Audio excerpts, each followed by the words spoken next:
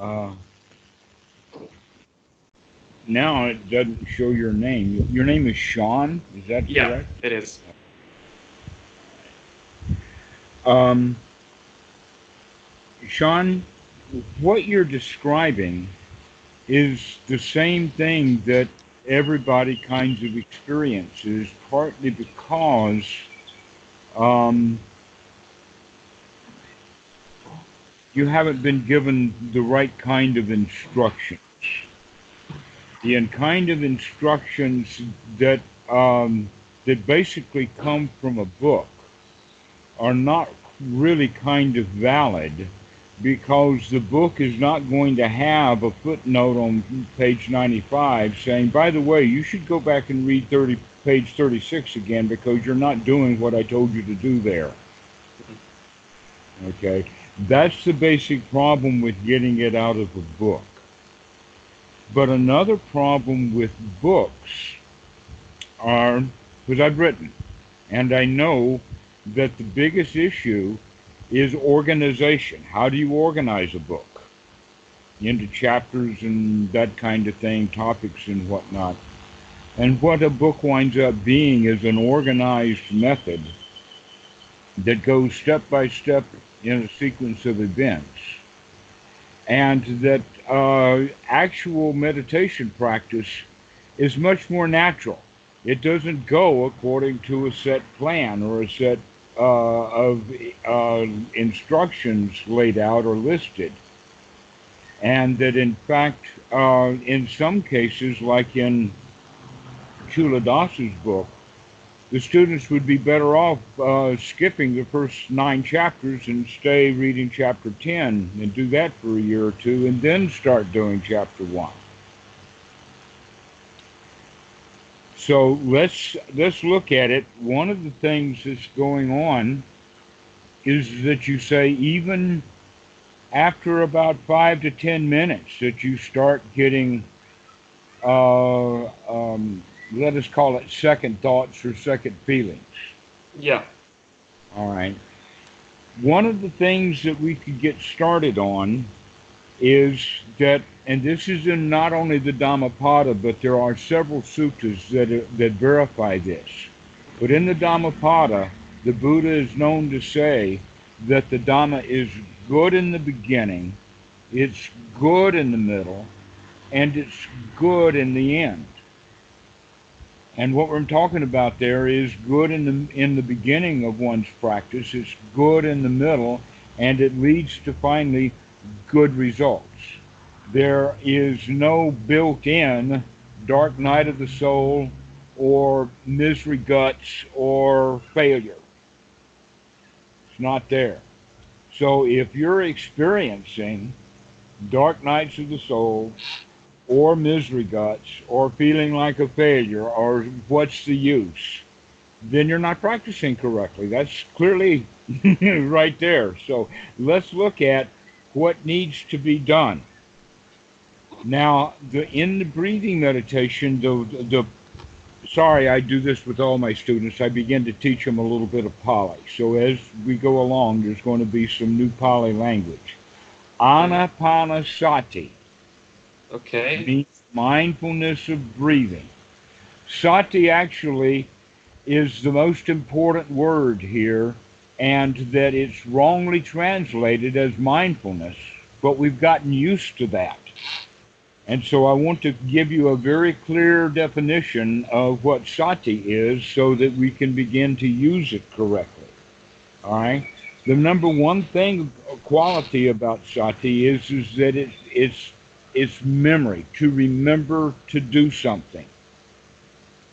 Okay. To Okay. remember to do something, or to remember what's going on, or basically to remember to look. That's really what it's about. There is another quality which we will get into, which would be called investigation. And oftentimes, rather than separating the two, those things are delivered to the student in the form of just mindfulness. But we need to actually break them down and take a really, really good close look at what's going on. Okay. that in fact someone's just opened the door behind you and walked away, and that's leaving the light shining very brightly. Can you ask her to Ah, shut the door? She just went past you again. Ila, potresti chiudere la porta del bagno?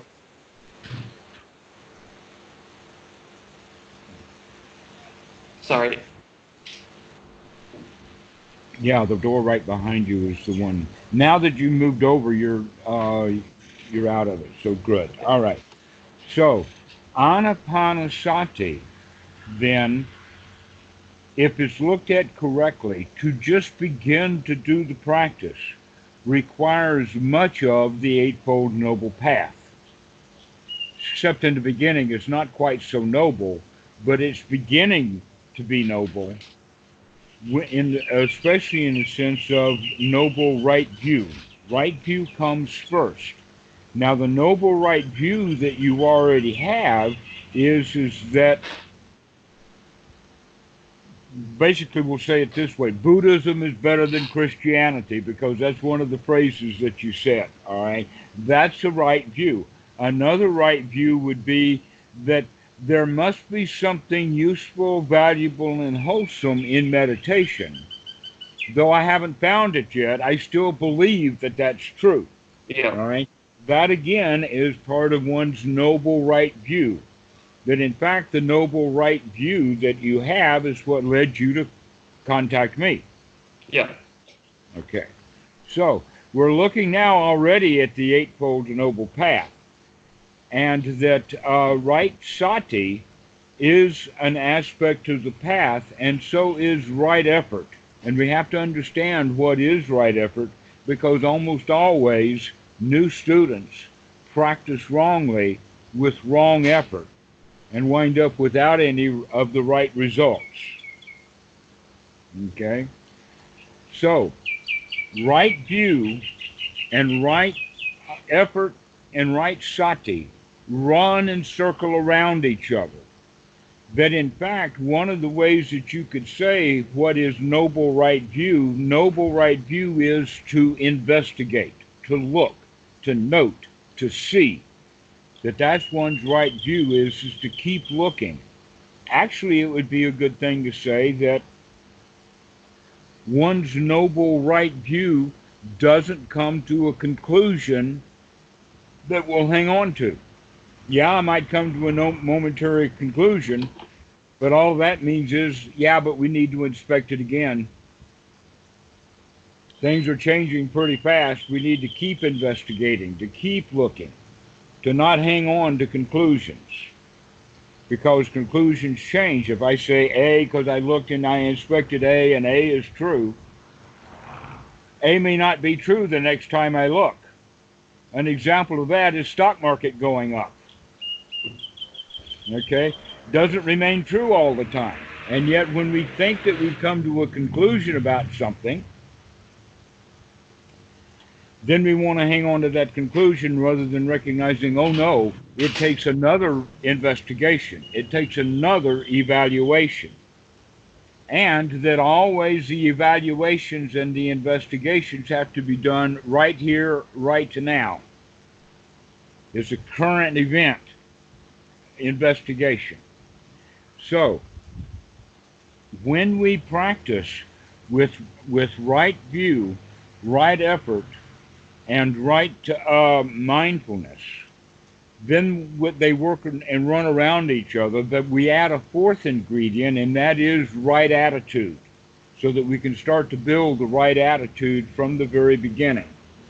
Now, in the Western world, and in fact throughout the world, almost everyone is born dependent.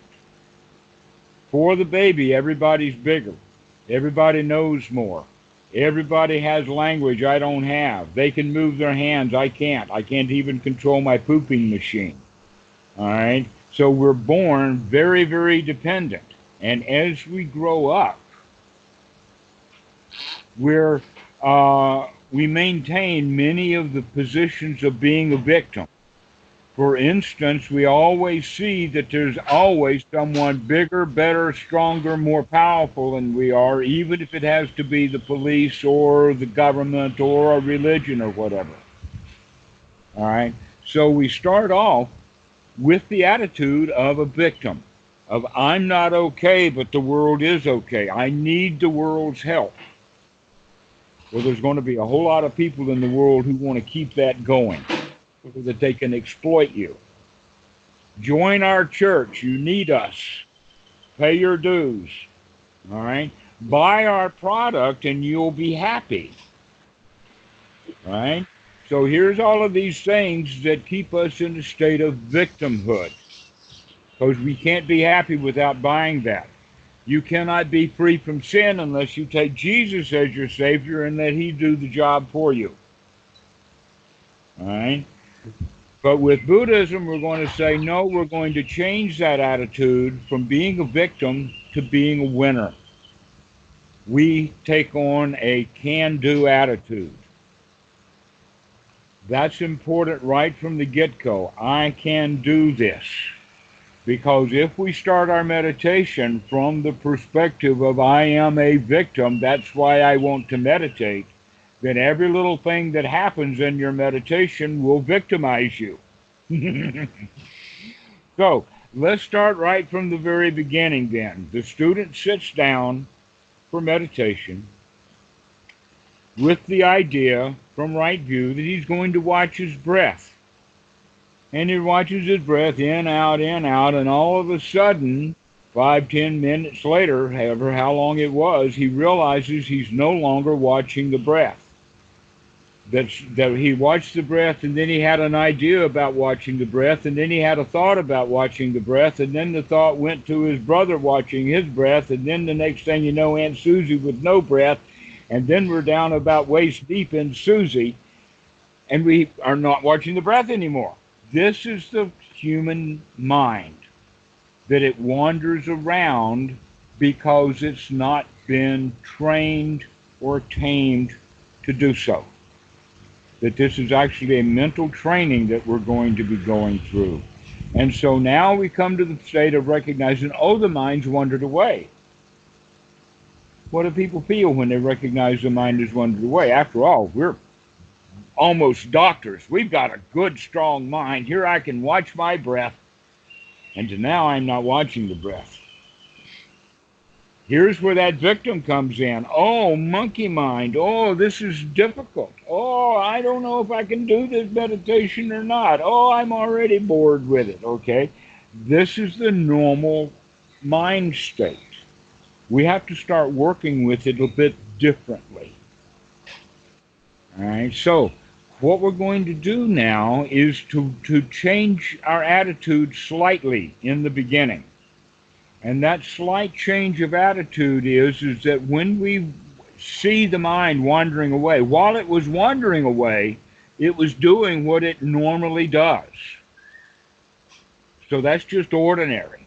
I mean, mind wandering, we do that all the time.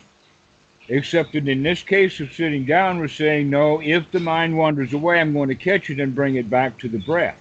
So if I do catch the mind wandering away, that's a very good thing. You've gone from the ordinary into something good. Normally what happens, we go from the ordinary into something bad because I should have been watching my mind and now I see I don't. Where in fact something good has happened, and that is, for the first time, I can see the mind wandering away. Caught you! And so I began to change my attitude from the attitude of a loser to the attitude of a winner. By doing so, we're also using one's effort correctly. If we use our effort in meditation from the position of a loser, then we're not going to be useful. But if we use our effort from the position of being a winner, now it's going to be successful. And this is what we're looking for. We're looking for success. If your mind wanders away from the breath and you see it, aha, that's successful. Now that we see it, we can come back to the breath joyfully By doing so, by coming back to the breath, we're actually kind of forgetting about whatever the mind was thinking about. We're throwing that stuff out, and we're putting things that are worthy of paying attention to, which is right here, right now, in this present moment. More than likely, what you were thinking about when you caught the mind wandering away was something in the past, something in the future, some problem that needed to be solved, some surgery that needs to be done, something like that. All right. But when we recognize, oh no, now is the time to watch the breath, to come back to this present moment, then we can say, okay, I'm not going to think about what I was thinking about before. I'm going to change it and come back to the breath and start enjoying this present moment. So we're going to add a new component, and that new component has to do with success and satisfaction at being able to come back to the breath that we're placing in the level, let us say, in the arena that we would call joy. That in fact, in the Anapanasati Sutta, the Anapanasati Sutta is broken down into groups of four. And each of the four is, by the way, the Satipatthana, the four foundations of mindfulness, which is the body, the feeling, the mind, and the mind's objects. Well, we've already started dealing with that. The breath we were watching, and then while we were watching it, the mind was watching it. The objects of the mind was watching the breath. And then the mind wandered away, which means now we have new objects, and the mind is doing something different. And then sati comes. You remember that you're watching the breath, and now you're watching the mind also, because you are noticing now the difference between a hindered mind full of hindrances wandering around and a mind that is dedicated to right now watching the breath. So the mind changes. In fact, we begin to change everything all at one time, to where if you write all of that down in the book, you're going to have the first step, the body, then the feelings, then the mind, and then the mind objects, but we don't practice them that way. We practice them all together, all jumbled up, just like we practice this part of the Eightfold Noble Path all together. Now, as we're doing that, we're beginning to develop a power. The power that, the base of this power is, in fact, these four things which we are getting from the Eightfold Noble Path, which is right view, which has the quality of investigation to it, to look. If one's right view is a view, it's not necessarily a viewpoint that we remember from the past. One's right view is to look right now. Isn't that amazing? To really look at what's going on, and that's why it's a quality of an investigation. It also has the quality of compassion built right into it, to see what's going on, especially to see the suffering of others. So, one's right view comes first. With that, right sati, now we remember to apply the right view. Now we need to have the right effort to apply that right view, and we have to apply with the right effort, with the right attitude, the attitude of a winner, the attitude of success, the attitude of, aha, I can watch the mind and enjoy it. And every time that we come back to the breath, we are now being free from the misery and sadness that brought us to Buddhism in the first place, at least for a little while, because we've thrown that stuff out of the mind. And it's really pleasant to be here now and to not be worried about what I was worried about a couple seconds ago. So this is why I want to make sure that you're practicing it right from the very beginning, because you're already giving me quite a lot of information about how you were practicing wrongly. If you start practicing this new way that I'm giving you, then it will start to build on the quality of success, so that you can become and feel successful at doing meditation, and then you like doing it. And then because of right attitude, the effort that it takes just to sit down now draws you to it. It's almost like a spring, okay? That in the beginning, getting that thing is really hard work, but later it's like, bing, as soon as I have sati, yeah, I can move it. I can move the mind back to the breath. Or in the case of going to sit down, yeah, I want to go sit down and meditate because I get advantage from doing so. I get a benefit, and that benefit is immediate. See, one of the things that people have is they have the idea that if I practice long enough and work hard enough at it, I'll eventually get some benefit out of it. Haven't you had that kind of mindset? All the time. All the time. That's the very first mindset that you need to change that attitude from I'll work hard now and get a benefit later to I'll I'll work really happily right now and enjoy what I'm doing. Okay, but I've tried something. I haven't ever practiced like this that you said. But one of the problems I've had is not only in meditation. Sometimes meditation was successful in the sense that I was able to pacify the mind at times. Not always, though. Usually, the more I practice, the more I feel frustrated. But the most difficult part of the practice for me is off the cushion. I've never had it work in any way. Well, when you get it going on the cushion, we'll take it off the cushion. In fact, most of the work that you and I will be doing together will be doing getting a few tools and techniques together so that what your actual benefit is on the cushion then can be spread throughout the day. But it's very clear and should be clear to you already that if you're not getting any benefit by what you're doing on the cushion, how could you possibly expect to have any benefit off of the cushion throughout the day? Okay. Okay. So okay, I'll practice like this then. So if I understand correctly, if I could repeat it once just to see if I understood it well. So the right view would be to look into the present, to not take it for granted, but to keep looking. Uh, the mindfulness to remember to keep looking. The right effort to be able to abandon hindrances and come back to the present moment. The attitude of knowing that I can do that, that it is possible. So that's it, right? That's the method. You got it. Okay, that'll do. That's exactly correct. And um, if you recognize that this is kind of a package together, then you can recognize how it works together like that. Because you need actually all four of them. If you're lacking the right attitude, then naturally it's going to be a chore. It's going to be a drudgery rather Okay. than a benefit. But if you're recognizing it all, I can be successful at this right now.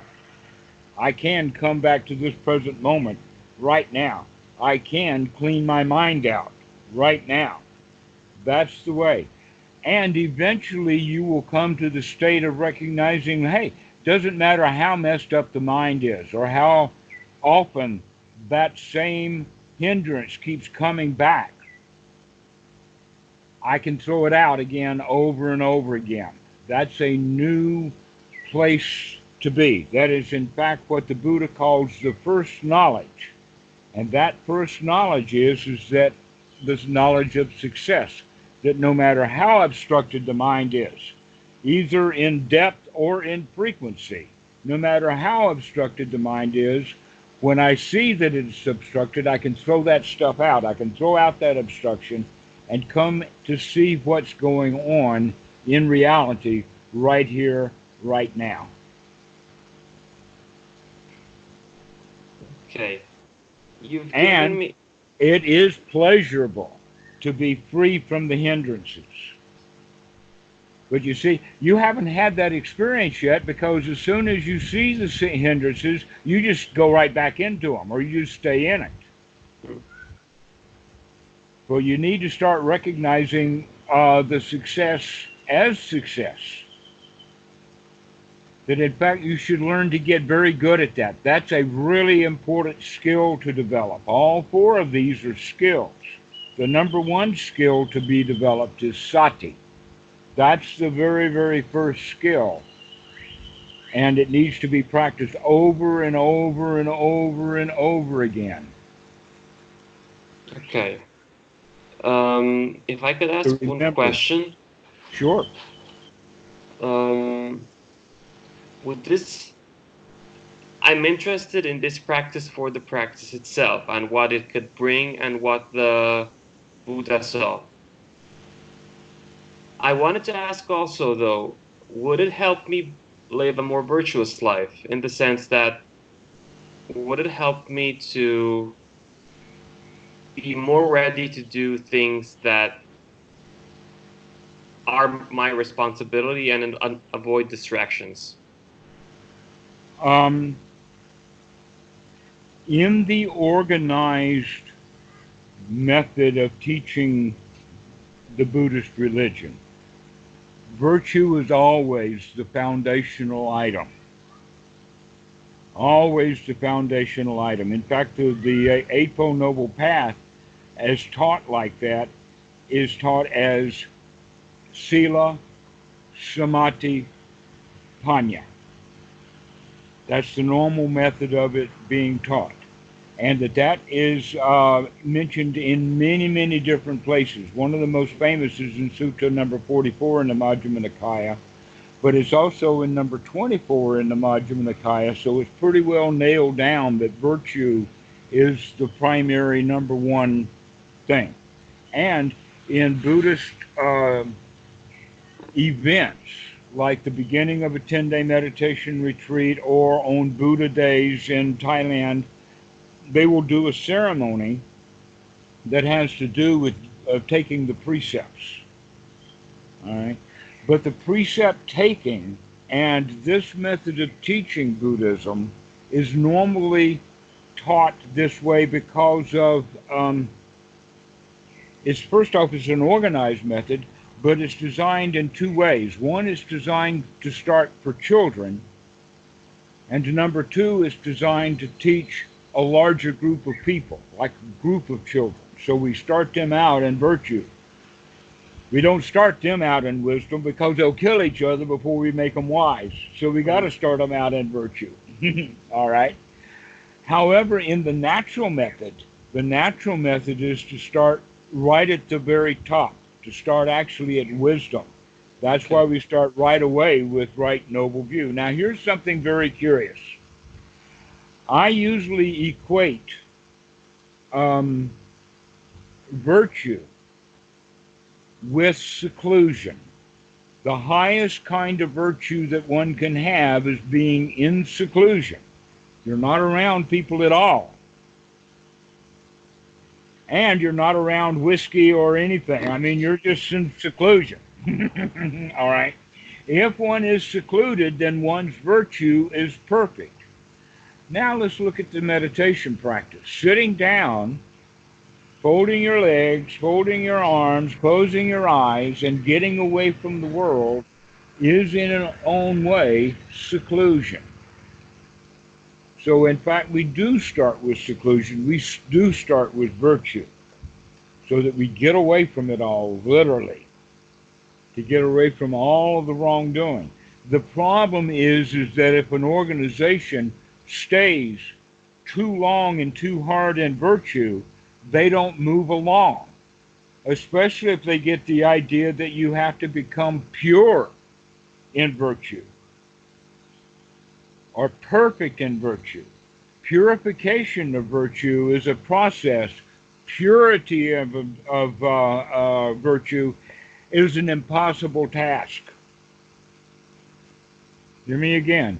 Purification of virtue is a process. Purity of virtue is an impossibility. There's no such thing as pure virtue. Therefore, you cannot do all virtue all the time until it becomes perfect, and then you come and you do the next one. That in fact, just by sitting down and getting into seclusion, you're already good enough in virtue. So now we can start doing samadhi directly within 1 minute, within 30 seconds even. Starting with virtue, right into samadhi. No problems with that. All right. And in this regard, the purification of the mind then is the second step in this. So purification by virtue and then purification of the mind means that when the mind is filled with hindrances, that we can stake that stuff out and have a mind then that is no longer hindered. It is in the present moment. And in fact, in Bhikkhu Buddhadasa's way of talking, it is making the mind fit for work. That's what he calls it. The mind is fit for work when it is free from distractions. But being free from distractions is quite a relief. And so it has a lot of pleasure built into it. Got a lot of success built right into it. And so this is the way to practice, is starting with virtue in this way, rather than following a set of precepts. In fact, the precepts themselves comes right out of the Eightfold Noble Path, the part of it that I haven't even bothered to talk about yet. Right action, right behavior, right speech, and right livelihood. Because when you're sitting down on the floor in meditation, your virtue is already perfect. Okay. All So right. So you've get as you grow in the Dhamma, then you'll begin to understand more and more about um, what is right action and what is not right action based upon the actual teachings of the Buddha, which is all about suffering and no suffering, rather than finding a new set of rules, laws, rituals to follow. That I'm not trying to give you to take away all of the old Christian and German and everything else society from you and give you a brand new one. No, I'm just taking that away, and I'm not going to give you a new one. You're going to have to build that yourself. okay. The building And block is this quality of suffering and no suffering, to follow that path rather than following it from a set of rules. mm, By the okay. way, that set of rules that I'm talking about, I refer to, the Pali word for it is sila bhatta paramasa, because virtue itself is the word sila. But sila bhatta paramasa means attachments to rites, rules, and rituals. And that's what happens with people. They become attached to their virtue. I'm better than you are. I go to church more often than you do. You can hear all of that in there. Okay, so that's not the kind of rules that we're looking for. We're looking for, in fact, a way of living our life that's free from rules and wisdom based. But the new rule that I'm following today is the new rule I just invented today because it fits for what's happening today. And I don't care about the rules of yesterday. We're going to find a new rule. And what is that new rule? No suffering. Okay. So that would be your new guide for your new sila. Just one rule: suffering and no suffering. Why is it stated that way? Is because suffering means you got to be able to see suffering. You got to be able to see it. That's one's right view, is to see suffering. Only by seeing it can you avoid it.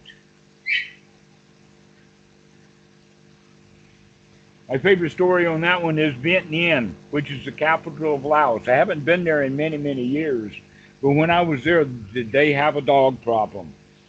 There was wild dogs all over the place. Their streets were not in the best repair either, which means you had to watch where you're going every step. If you don't watch every step you take, you're going to wind up in a pile.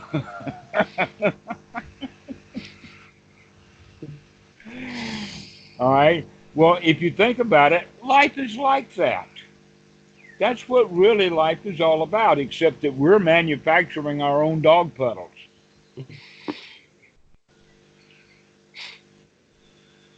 And so we have to start watching out for it, to get around them so that we don't step in them. And eventually we don't lay them anymore. So you should feel pleased then with yourself that you can say, oh, wait a minute, that hindrance of the mind, that stuff that happened last month or whatever I'm thinking about, I can throw that stuff out because I don't need it right now. I'm fine without it right now. I can come back to this present moment and really enjoy this moment. So that's the way that we begin to look. Start doing it with great joy. In fact, you can begin to add a smile, add a little chuckle. Every time that you come back to the breath, you can say, ha ha, I caught you.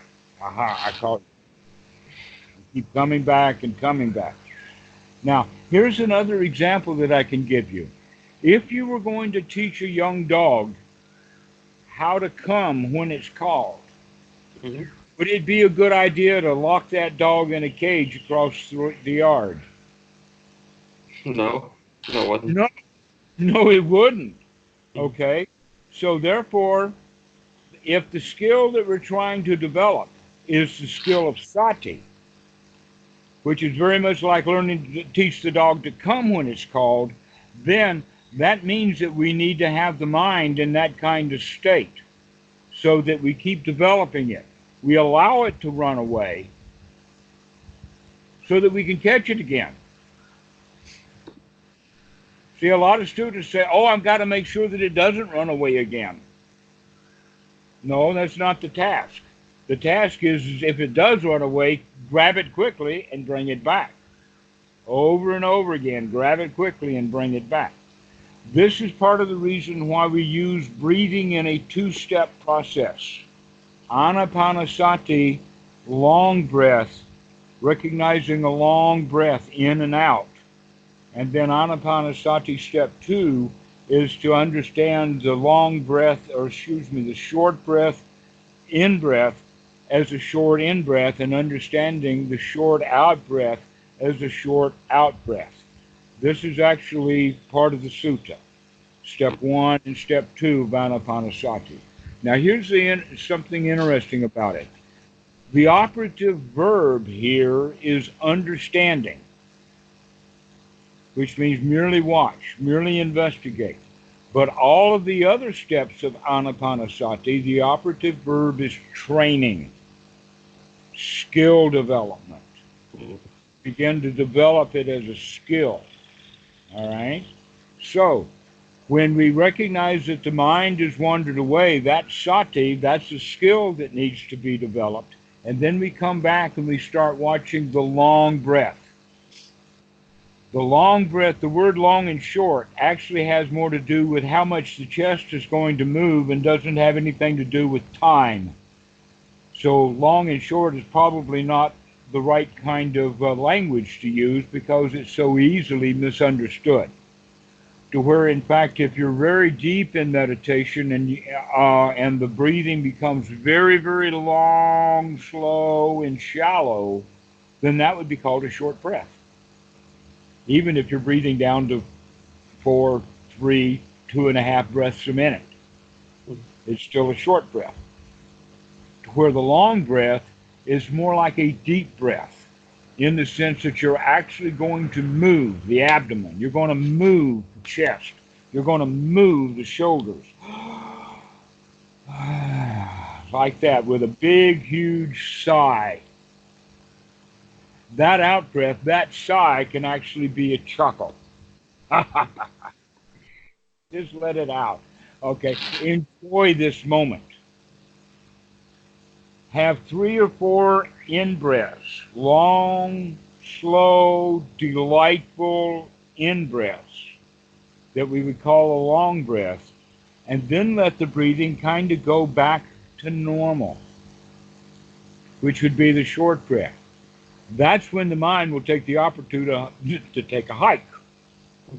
And when it does, you grab it and you bring it back and start to process all over again, so that many, many times throughout your hour, you're going to have a really happy, joyful moment.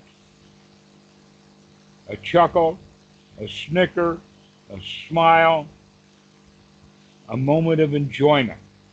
Bhikkhu Buddhadasa calls it a little Nibbana moment. Learn to have little Nibbana moments.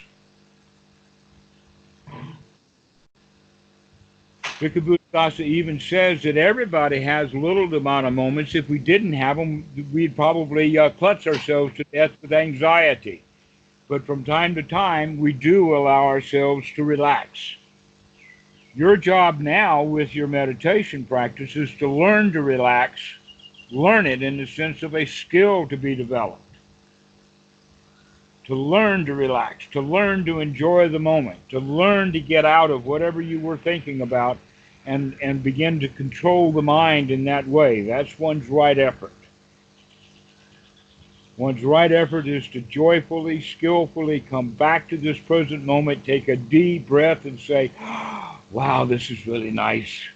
Wow, this is really nice. I really like this moment. So this is the way to begin to practice.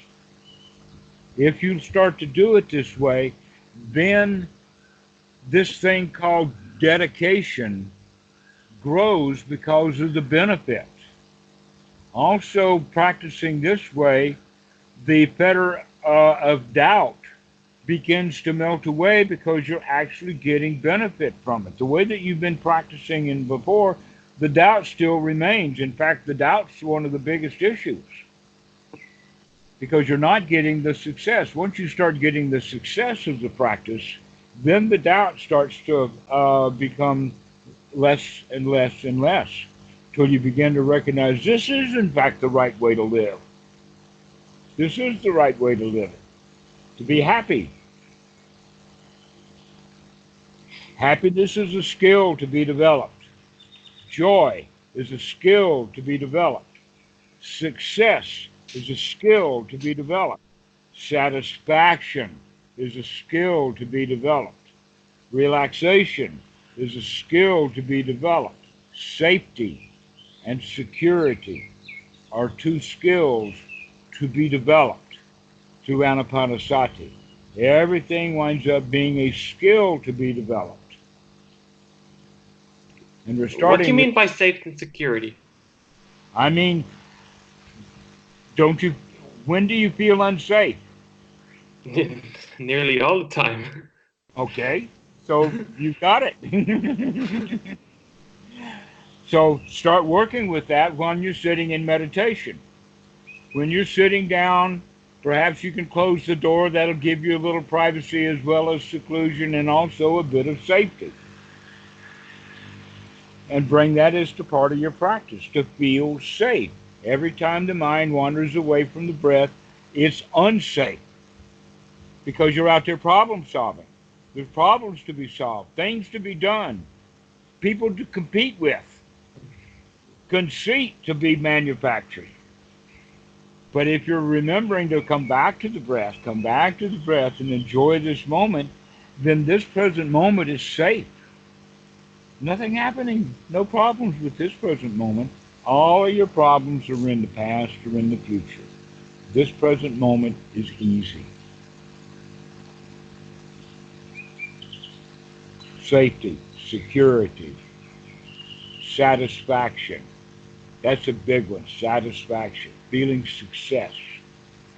Feeling success will lead to the feeling of satisfaction. But again, these are skills to be developed. And the time to develop them is right after that sati point. Immediately right after you recognize that the mind has wandered away from the breath, you can say, yeah, I caught you, I caught you, I caught you, I caught you, ah ha ha ha. Well, while I'm saying I caught you, ah ha ha, that hindrance, whatever I was thinking about, is already gone. It's lost, it's left. That's one's right effort. The right effort is to throw it out. And the best way, the easiest way, is to do that completely joyfully. And the joy comes from the success. Aha, I caught you. If you can develop that little skill that I'm teaching you right now, you'll find that that's going to be a useful skill many times throughout the day. But you're going to have to develop that as a skill In the first place, sitting there in seclusion with your virtue absolutely spotless. You're not kicking anybody. You're not stabbing anybody with a knife. You're not stealing anybody's laptop. You're just sitting there quietly with your perfect sila. And then you're going to start watching the breath. And as your mind wanders away, I'll call you and come back. That's the way to start practicing. Okay. Okay, so I think I have a basic idea of how to practice now. I wanted to ask you one more question, and then another question not related to the practice. The first one is just briefly, if you have the time. If not, I'm going to leave you now. What's easiest for you? Go ahead and ask your questions. Just briefly, um, what is your opinion of the higher attainments of the seeing of the three characteristics? Is this a method that leads to the deep insights of being aware of the three characteristics all the time?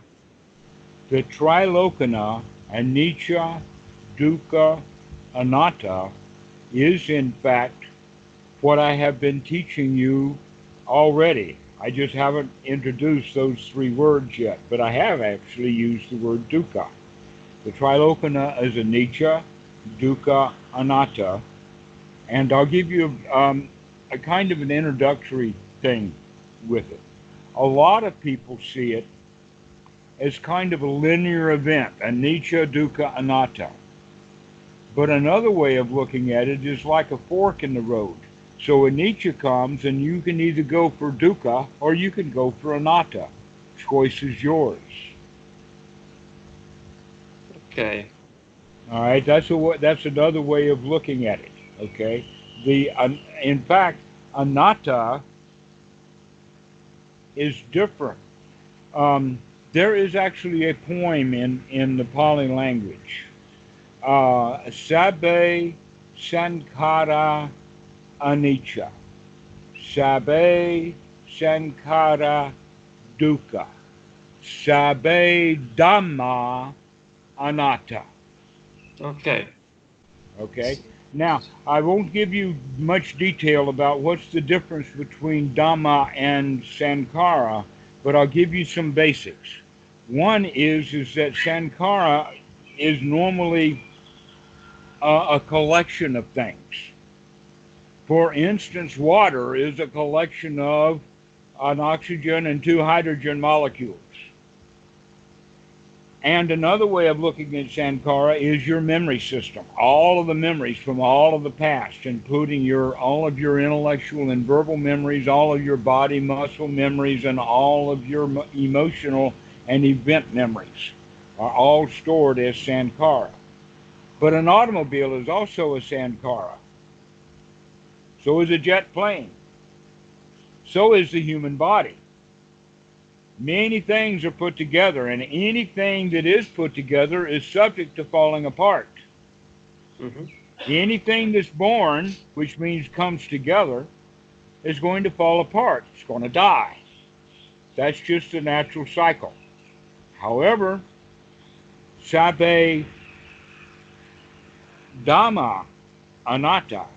This dhamma is different from the sankara because everything, the entire sum of it all, would be dhamma, in the sense of not just the molecules, but the submolecules or the elements, but not just the elements, but the subparticles, all the way down as deep as you want and all the way up as big as you want into no place throughout the universe, not in a star, not in a plant, not in an idol, not in a water molecule. Nowhere is there an inherent permanency of a self.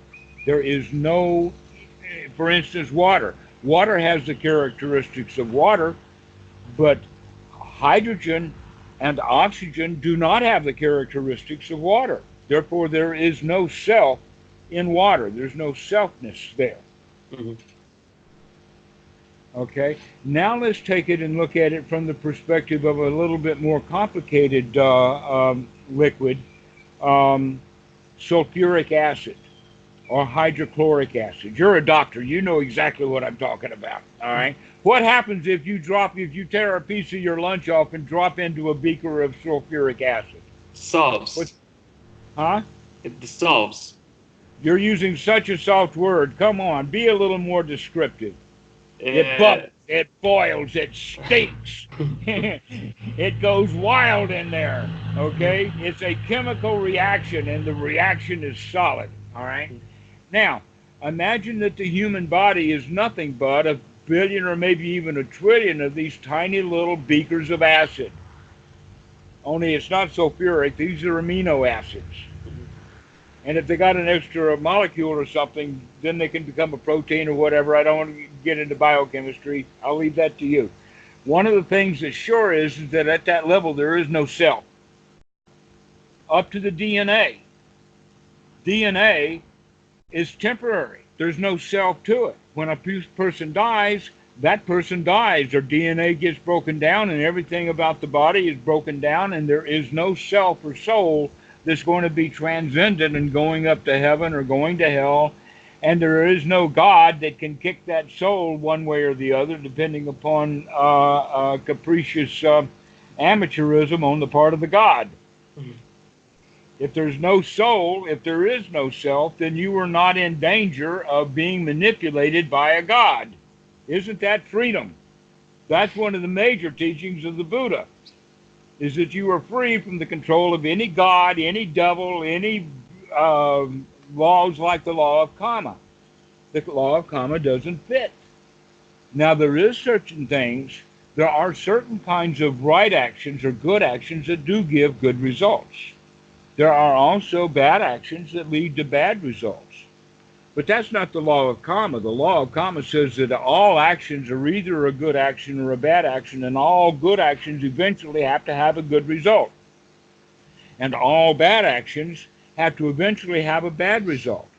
But that's just a Hindu belief. That's not real. The reality is that you are temporary.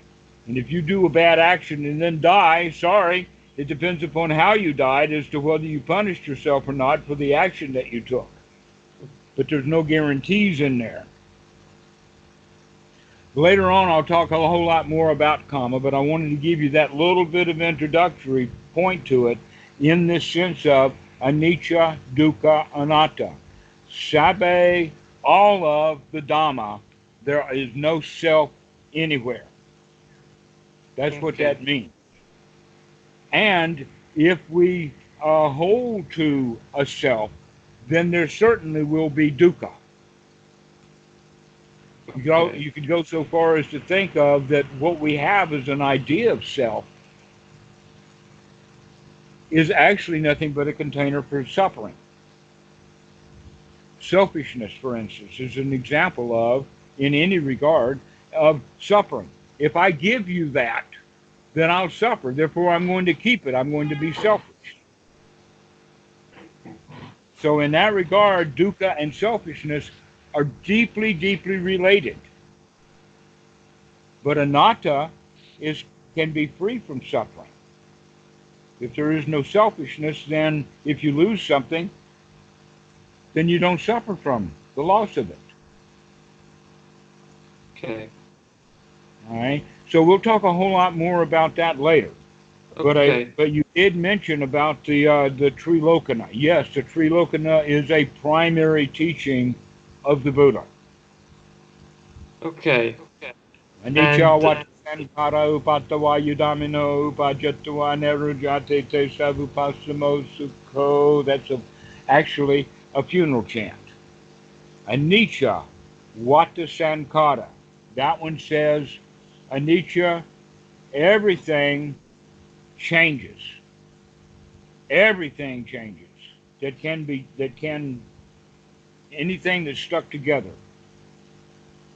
Anicca, change. Vata Sankara, everything changes. This is the primary teaching of the Buddha. okay. So, okay, I'm going to think about that. But the last question I wanted to ask you was, when would it be for the when would it be the best time for me to contact you the next time? And what about mm, do you use Dana in your teaching? I use what? Dana, Dana. Oh, Donna.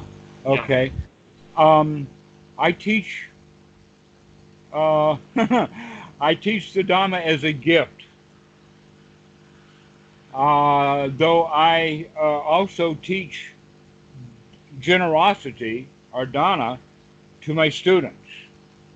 But your dana that we'll work together won't be for me. It will be for others. It's sort of like this way. There was a movie back in about gosh in the 1990s I think called Pay It Forward. Yeah. And the way that that works is like children cannot repay their parents for their birth and their upbringing. But those children then pass their payment on to the next generation by paying back their parents by raising their own children. And so that goes one generation after another after another. So, in fact, what you could say is that right now I'm paying back Bhikkhu Buddha Dasa and Achan Po just by payback time to them when I'm teaching you. And that will eventually come to you also. When you've got something useful to give, and as a medical doctor, this information that I'm about to give you will actually save hundreds of people's lives just by you being a doctor, knowing what I'm knowing and teaching the students that you have. You don't even have to make them meditation students. You'll just be able to tell them the right thing at the right time to get them out of being a victim and into being a winner, which is what they need. Victims get sick intentionally. It serves their purpose. You know that. So that's the answer to that. Is that Okay. we pay it we pay it forward. That's the best way. In fact, in one of the places the Buddha not just once, it's many times. He said when people would ask him why does he teach, and his answer would be, I teach for the benefit of future generations.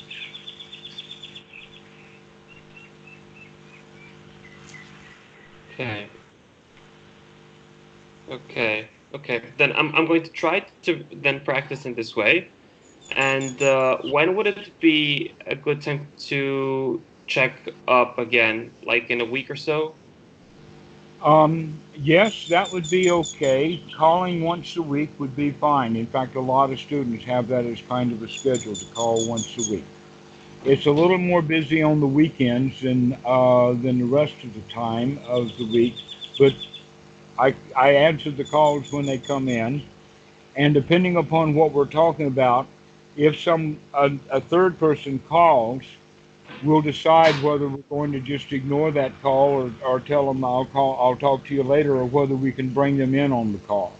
So some of the things are like that. But let's say this: if I'm going to teach you how to come out of society's rituals, laws, rules, etc., like that, then let's practice that.